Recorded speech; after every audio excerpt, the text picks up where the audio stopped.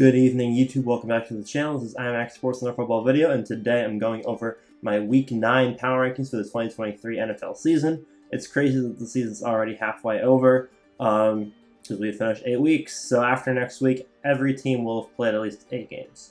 So with that being said, the Birds are taking over the power rankings. Let's get right into it.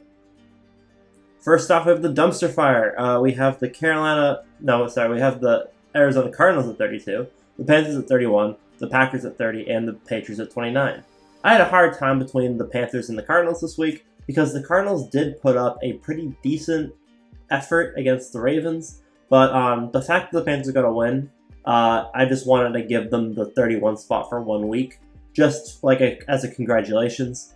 They'll probably move back down to 32 next week, but for this week they've moved up to 31 just for winning a game. The Packers and the Patriots continue to be absolutely terrible. Moving on, we have question mark. We have the Raiders at 28, we have the Bears at 27, we have Washington at 26, we have the Giants at 25, and we have the Broncos at 24. The Raiders, if they do somehow happen to win tomorrow night, Monday night, then they would probably shoot up the power rankings for the next week. That being said, they have only beaten teams in the dumpster fire and the Broncos. They've beaten the Broncos, the Patriots, and the Packers. They're 3-4, and they haven't had a particularly hard schedule. They've had one of the easier schedules in the league, if not the easiest. So they are 3-4, but they haven't had a particularly impressive season, and a lot of the other teams in this category have been playing a lot better more recently. At 27, we have the Bears. The Bears have had some offensive explosions recently. They've had a lot of really strong games. They beat Washington 40-20, and they had some good offensive performances the last couple of weeks. They also did beat the Raiders recently, and so the Bears have been moving up slowly, but for right now they're staying at 27 until they can beat a strong team. Moving on to 26, we have Washington. Washington and the Giants have kind of been attached to the hip recently for power rankings. Washington is 3-5, and the Giants are 2-6. But the Giants are like an okay team. They have looked really decent recently. They almost beat Buffalo. They would have beaten them if there was a holding penalty called. And then last week they beat Washington, and then this week they almost beat the Jets, who are another pretty decent team. They've played very well team football, and Saquon Barkley has really benefited that. They had negative passing yards this week, and they still almost beat the Jets. Washington, on the other hand, has been very up and down this season. They've had an extremely up and down season, but ultimately they're still evening out at around 26. They played pretty decent against the Eagles this week, but they always play the Eagles well. If they do get a couple more wins, then they could improve, but for right now they're at 26. And we have Denver at 24. Denver, again, has gotten a lot of its wins from the lower-ranked teams, but they did beat Kansas City this week. They're on a 2-game winning streak after winning last week and then now beating Kansas City this week. And that 2-game winning streak beating the Packers and the Chiefs has brought them up to 24. None of the other teams anywhere near here have gotten a 2-game winning streak other than Washington. And so because of that, that 2-game winning streak with the Kansas City win has brought them up to 24. Moving on, we have officially mid. We have the Texans, the Rams, and the Buccaneers. All of these teams were expected to be 3 of the worst, if not the 3 worst teams in the league this year. They all had very strong starts, the strongest of them being arguably the Rams, but probably the Buccaneers, who started, I believe, 3-1. Since then, all of these teams have fallen from grace. The Buccaneers are now 3-4. The Texans are also 3-4, I believe, and the Rams are 3-4, 3-5. But they're all around the same record, and they've all started off really strong. The Rams didn't have the best record. They had a hard schedule to start off with, so they didn't start off as strong record-wise. But recently, they've all been pretty terrible. The Texans did beat the Falcons last week, which is a pretty good win, but this week they lost to the worst team in the league, which is the Panthers. The Rams they got Cooper Kupp back, but their team hasn't gotten any better. And then Matthew Stafford also got injured this week. He got a thumb injury. And Tampa looked decent this week. They almost beat the Bills, but they came short. And for the most of the game, they looked really bad, but they had a good fourth quarter. Tampa is the only team here I think legitimately could make the playoffs, just because of their schedule and because of the NFC in general. They could make the 7th seed, but right now they are on a downward turn, not an upward turn. Moving on, we have some glimpse of hope. At number 20, we have the Indianapolis Colts. At 19, we have the Atlanta Falcons. At 18, we have the Los Angeles Chargers. And at 17, we have the Tennessee Titans. The Titans are the most interesting team here. They've had a lot of strong wins. They've had a lot of bad losses. They're currently 3-4, and they could be better than 3-4, but they really couldn't get their offense going in some games. With the addition, or with Will Levis now at quarterback with Ryan Tannehill's injury, I think that the Titans are a much improved team.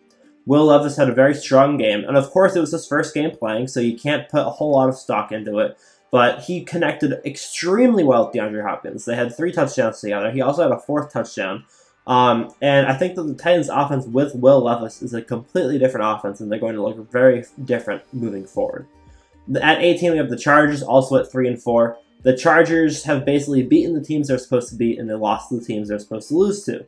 That is officially true now that the Vikings are better than them. But yeah, the Chargers, for the most part, have beaten the teams they're supposed to beat, they've lost the teams they're supposed to lose to, and their defense has been terrible, and their offense has been phenomenal. They're the definition of a mid-team right now, and I think 18 is fair, but they do have some glimpse of hope because they do have a top 10 offense. The Falcons are at 19, and the Colts are at 20. The Colts are 3-5, and the Falcons are 4-4. Although I almost had the Colts above the Falcons simply because the Falcons' schedule has been extremely easy. And being 4-4 really is different with their schedule than it would have been if the Colts had ended up 4-4. The Falcons have beaten 4 of the worst teams in the league. And they've only had 2 games where they were actually against very strong teams that they lost. They had 2 games where they lost to mid-teams as well, such as the Washington game, and I believe... I forgot the other team they lost to. But, the mid-teams. But they've had 2 games against strong teams they lost, but a lot of their wins are against bad teams, like the Packers. They beat Tampa, I believe. And they really don't have a strong resume of teams that they beat. Oh, they lost to the Texans last week. So the 2 losses are Houston and Washington. And those are not impressive. Those are bad losses for a team that's trying to make the playoffs. They're currently in playoff position, I believe, at 4-4. I believe they're currently winning their division, but they've had a very different trajectory than the Saints so far. And the Colts have had a very tough schedule, and they're 3-5 with their tough schedule, some strong wins, like a win over the Ravens, and they've had close games like the Browns game last week, and then this week was even close against the Saints. Moving on, we have probably contenders. We have the Vikings at 16, we have the Packers at 15, the Jets at 14, the Saints at 13, and the Browns at 12. Some people might say, why are the Saints at 13 if the Falcons are at 19, and they're in the same division, they're both 4-4. The Saints have had a hard schedule, they have a more consistent defense, and their offense has looked a lot better since Alvin Kamara has come back. The Saints started off very poorly, they started off not great, but their offense the last few weeks has been improving every single week. Alvin Kamara has gotten better, and the team has looked more cohesive as a whole unit. The offense has been the Saints' issue so far, so I think 13 is fair. If they lose next week, then they'll probably drop back down to around 20. But for right now, I move them up because they're starting to mesh well on offense. The Vikings are at 16. I would have them lower because Kirk Cousins is on IR, but I have them at 16 just out of respect. They're 4-4. They're a strong team. If Kirk Cousins didn't go on IR, they'd be number 13 right now. They'd be right below the Browns. But because he's on IR, they're at 16. I don't really expect them to do much this season with him on IR and Justin Jefferson out. Or sorry, he's not on IR yet, but he's expected to be put on IR. So if with him and Jefferson both injured, I don't expect the Vikings to be doing much. At 15, we have the Steelers. The Steelers are 4-3 after their loss this week. They were 4-2. They looked like one of the stronger teams in the league, but their inconsistencies on offense continue. And until they get more consistency on offense, they're going to be around the 10-16 range. They do look like an above-average team. They look like they could potentially be a contender. George Pickens has definitely improved a lot. He looks like a serious top wide receiver, potentially, moving forward. But for right now, the Steelers' offense just is not consistent enough for them to be a lot higher than they are. The Jets are at 14 and the Browns are at 12. The Jets and the Browns have had also similar trajectories so far this season, especially in my power rankings. They both jumped up to the top half with their wins recently, with the Browns beating the 49ers and the Jets beating the Eagles. They won those games the same week. Since then, they've both won two games. And the Browns win this week was another solid win. They lost this week. Sorry, they won last week. They lost this week to Seattle. They lost by 4. The Jets won last week, and then this week they barely beat the Giants. If the Jets had a more commanding victory, they probably would have stayed at 12. But the Browns are staying above them simply because they had 2 very impressive wins recently, and the Seattle game was a close game all the way down to the end. And really, their defense played phenomenal in the second half after letting up, I believe, 3 touchdowns in the first quarter. Seattle really wasn't able to do anything for the rest of the game offensively, but the Browns' offense just couldn't pick up the pace. Moving on to Midlife Crisis. We have the Bills at 11, the Dolphins at 10, and the Niners at 9. The Dolphins are not currently in their midlife crisis, although the Bills and the Niners still are. The Niners have lost 3 games in a row. The Dolphins can't beat a team that's better than number 16. And the Bills look like they could potentially be a 4-4 team that's not great. They almost lost to the Giants if they had called the pass interference. They lost to the Jets, obviously, week 1. Recently, they lost to the Jacksonville, and then last week they had another surprising loss. And then this week they almost lost to Tampa. So the Bills have just had they lost to the Patriots. A whirlwind of bad games in a row. The Dolphins really haven't had an impressive game all season if you look at their opponents. They've had a lot of high-scoring games, but their only impressive opponent win was the Chargers, and that was a 2-point win week 1. Since then, they haven't had any impressive wins over any opponents. And the Niners are, again, on a 3-game losing streak. They looked like the best team in the league through 5 weeks. The last 3 weeks, they've played 3 teams that are contenders, and they haven't been able to win any of them. They lost to the Browns. Then this week they lost to the Bengals. And last week they didn't even lose to a contender. They lost to I forget exactly who it was, but they lost to a bad team last week. But they've had a bad 3 weeks, and I need to see them start playing more like themselves before I can put them any higher than number 9. Moving on to the Elite Junior, we have the Lions, the Cowboys, the Seahawks, and the Bengals. The Lions and the Cowboys are the 2 teams I had the hardest time placing this week. I think that the Lions are too low and the Cowboys are too high, but it's just so tough to tell right now. The Lions got demolished by the Ravens last week, 38-6. This week I expect them to bounce back against the Raiders, but you never know what's going to happen on Monday Night Football. But the rest of the season, they've looked very solid. Their only other loss was to a 6-point loss to Seattle, and they beat Kansas City week 1. But overall, the Lions have not been... they've been very strong, but their 2 games against other strong teams, other than the Kansas City game, they lost. So I'm very curious to see how they do against tough teams for the rest of the season. The Cowboys are at 7. They did lose recently to the 49ers by a lot, and so I had a hard time putting them above the Niners. But the Niners being on a 3-game losing streak and this being power rankings made me understand that the Cowboys should be above them for right now. It's about how the team's playing currently, and currently the Niners are playing terrible, and the Cowboys are playing better. So I have the Cowboys at 7. They had another strong win this week against the Rams, 43-20. Pretty good game. The Cowboys are looking decent. At 6, we have the Seattle Seahawks, and at 5, we have the Bengals. The Bengals just recently beat the Seahawks a couple weeks ago, 17-14. This week, they were able to come back and win again, beating the 49ers in another impressive game. They are currently 4-3, I believe, which is the worst record out of any of the teams in the top 10. But that being said, at 4-3, they've won 3 of their last 4 games. 4 of their last 5 games, I believe. And a lot of their issues were because of Joe Burrow's injury at the beginning of the season. Recently, the Bengals' offense has been firing on all cylinders. They beat Seattle. Then they also had a 30-20 win over the Cardinals, and now this week they had a very commanding victory over the 49ers.